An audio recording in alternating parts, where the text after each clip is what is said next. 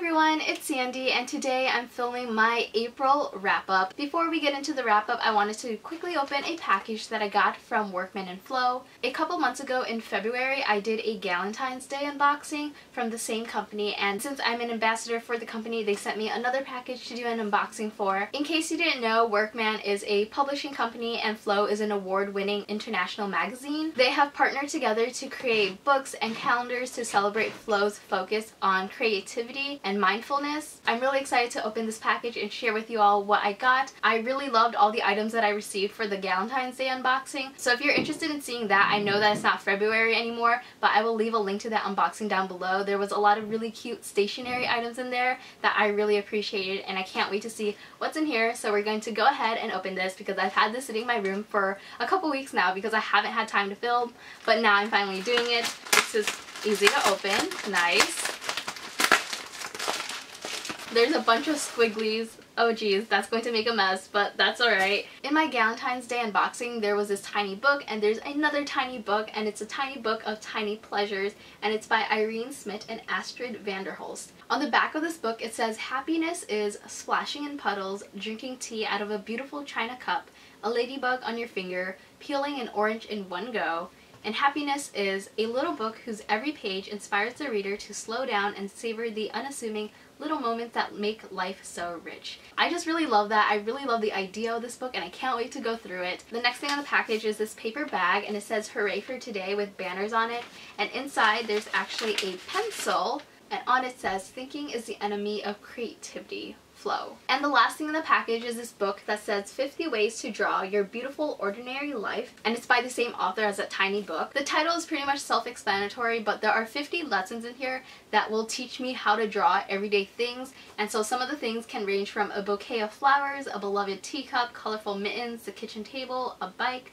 jam jars, a cat, an apple tree. One of the pages in here is how to draw an herb garden. So you see the drawings on one side of the page, and then on the other side is this blank page so that you can practice. My artistic skills are definitely very lacking because I am terrible at drawing, I'm terrible at painting. Anything that's like artistic related, I just suck at. I'm super excited to have this book so that I can practice some of my drawing skills and to incorporate my drawing skills into my journal because I want to be more creative with my journal. So that is it for the really quick unboxing. Thank you again to Workman & Flow for sending me this package. I'm so excited to use it. Now I'm going to finally get started with my April wrap-up. I ended up reading 6 books in April, which is a pretty good amount. It's definitely a lot less than I did in the previous month, but April was just a really busy month studying for finals and writing a bunch of papers, but I got through it. I'm done with my junior year of college and I'm so excited for this summer. The first book that I finished in April is Waking Gods by Sylvain Neuvel. This is the second book in the Themis Files, and I actually forgot to mention in my March wrap-up that I read the first book, Sleeping Giants, so I'm going to talk about both of these books in my April wrap-up instead. I actually listened to both of these books on audiobooks, so I have no idea what the physical books look like, but these books are told through mixed media, specifically with interviews. So at the beginning of the book, we follow this little girl named Rose Franklin who's riding her bike and stumbles upon this giant metal hand. And now the story takes place a couple decades later, and it still follows the same character, but it also introduces a bunch of new characters. So basically the first book is kind of like a scavenger hunt trying to find the metal parts that go along with the hand in order to build this giant robot, and no one really knows why these parts exist, what the robot is for. The whole story is just so interesting. Since the book is mostly dialogue, I think listening to the audiobook is a really great reading experience. It's so interesting to go along the journey with these characters as they're discovering new things, as they're figuring things out. And with the sequel, I thought that it was super exciting and fast-paced that hooked me from the very beginning. There were so many scenes in the sequel that had me on the very edge of my seat. I really loved the format. I thought the audiobooks were great. We had this whole cast of characters. I'm pretty sure that one of the narrators for Kara's character, who is one of the main characters, was changed, and I was a little disappointed about that. The new narrator was still really great, but I just really loved the first narrator. The only problem that I had with the narrator is the one who voiced Ava's character. I thought that her voice was just so whiny and annoying. It could be the age of the character that played into this type of narration, but still it was just really annoying to listen to. Especially in the second book, there was a lot of sciencey things that were talked about, and that kind of had me lost for a little bit, especially listening to it on audiobook. It's hard to kind of understand those types of things. But other than that, I really enjoyed these two books. I think that if you're a fan of the Illuminate Files by Amie Kaufman and J. Kristoff, that you would really enjoy these books as well. Overall, I would give both books a 4 out of 5 stars. The next book that I picked up is Renegades by Marissa Meyer, and I'm so glad that I finally picked this book up because I thought it was amazing. So in this book, there are people who have powers and they're called prodigies, and there are two different groups. There are the Renegades, who call themselves the heroes, and then there are the anarchists. And about 9 years ago, these two groups had a huge battle where the Renegades ended up winning and taking control of society. So this book follows two main characters. We have Nova, who is an anarchist, and then we have Adrian, who's a renegade. Nova wants to get vengeance on the Renegades for something that happened to her family when she was younger. So Adrian and Nova end up crossing paths, and the story goes from there. This book had everything that I love reading about. We have characters with powers, we have a complex and diverse cast of characters, we also have an action-packed story and a slow-burning, barely there type of romance. This book was just so much fun to read, and I was hooked from the very beginning. I love learning about all the different powers that characters have. I think they're pretty unique and very different from other books that I've read with characters with powers. Nova is definitely one of my new favorite characters. She is made out to be the villain of the story, but as you're reading it, you see the line between hero and villain blur, and I really love that. It was really interesting to read about how society came to be the way that it is. I really enjoyed reading this book, and I would give it a 4.5 out of 5 stars. The reason that I'm taking off a 0.5 is that this book is a bit long and that there could have been some parts cut out, but other than that, I really enjoyed the plot and the characters, and I can't wait to read the sequel. The next book that I finished is a book that I read for my English class, and it is Nights at the Circus by Angela Carter, and this book is falling apart. What is this?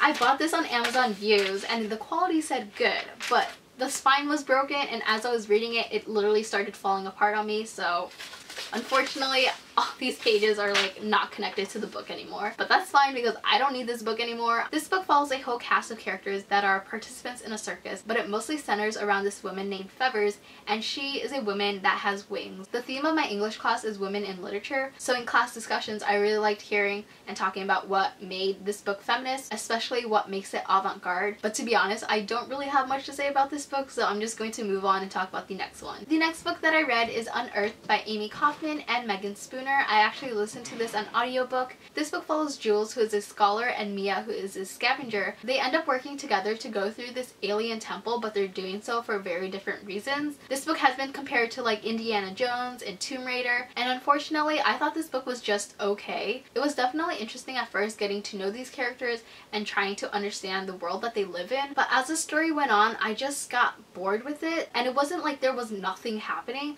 There was a lot of trying to figure out how to get through the next stage in the temple, and that includes a lot of walking, solving puzzles, and getting through booby traps, but I wasn't as engaged with the story as I was hoping to be. This book has been optioned to be a movie, and I think that would be really awesome because I would love to be able to see the things that happen in the book, especially with the whole setting, because I had a hard time visualizing all of that. And lastly, I wasn't a fan of the romance. The romance is definitely not the main part of the story, which is nice, but I would have preferred if these characters' relationship just stayed platonic. I was also kind of confused about the ending. I really didn't know what happened or like how things left off. I didn't understand what was happening, but I probably won't continue with the series because I didn't enjoy this book as much to be interested in continuing with it. So overall, I would give this book a 3 out of 5 stars. The next book that I read is The Nowhere Girls by Amie Reed, and this book follows 3 misfits who come together to avenge the rape of a fellow classmate. So I do want to give a trigger warning for sexual assault and rape in this book. I love this book. I thought it was so important, and after finishing it, I immediately wanted to start rereading it. This story shows a real and raw look into rape culture. The book centers around 3 girls who come from different backgrounds. We have Grace, who is a Christian and is also fat. Then we have Erin, who's on the autism spectrum. And lastly, we have Rosina, who comes from a Latinx family and is attracted to girls. I really love the format of this book. Although it centers around 3 main girls,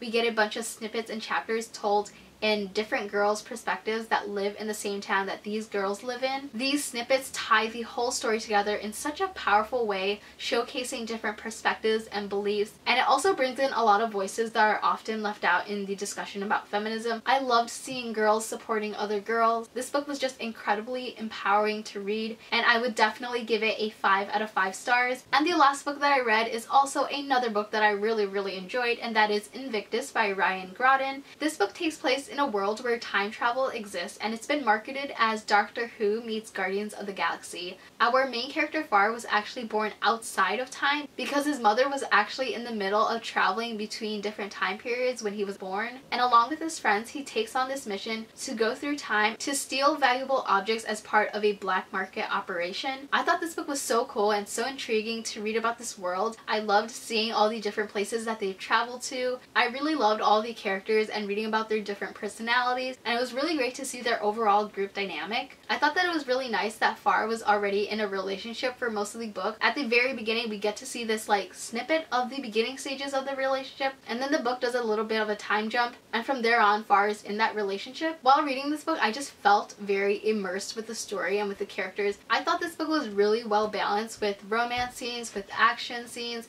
with time traveling scenes. I also listened to this book on audiobook and I thought it was really great. I loved the narrator. This book definitely had its humorous moments. It was overall very gripping. I really loved the story. I really enjoyed reading it, and I would give it a 4.5 out of 5 stars. So that is it for my April wrap up. Thank you so much for watching. If you've read any of the books that I mentioned, please let me know in the comments below. I hope you enjoyed this video, and I will see you next time. Bye!